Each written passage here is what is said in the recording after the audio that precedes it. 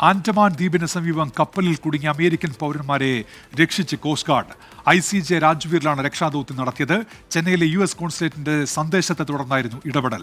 അജീഷ് ജയകുമാർ ഡൽഹിയിൽ നിന്ന്. അജീഷ്, വിവരങ്ങൾ.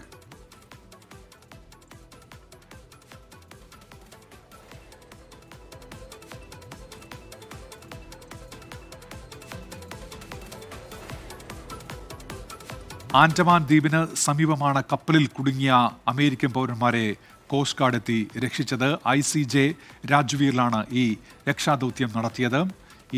ഇവരിവിടെ കുടുങ്ങിക്കിടക്കുന്നു എന്നുള്ള സന്ദേശം അത് ചെന്നൈയിലെ US കോൺസുലേറ്റിൽ നിന്നാണ് എത്തിയത്. തുടർന്നാണ് അടിയന്തര ഇടപെടൽ ഉണ്ടായത് കോസ്റ്റ് ഗാർഡിന്റെ ഭാഗത്ത് നിന്ന്. അങ്ങനെ ആൻഡമാൻ ദ്വീപിന് സമീപം കുടുങ്ങിയ അമേരിക്കൻ പൗരന്മാരെ കോസ്റ്റ് ഗാർഡ് എത്തി രക്ഷപ്പെടുത്തുകയായിരുന്നു. ICJ രാജ്വീറിലാണ് ഈ രക്ഷാദൌത്യം നടത്തിയത്. അജീഷ് ജയകുമാർ വിവരങ്ങളുമായി ഇപ്പോൾ ചേരുന്നു. അജീഷ്, എന്താണ് സംഭവിച്ചത്? അജീഷ്,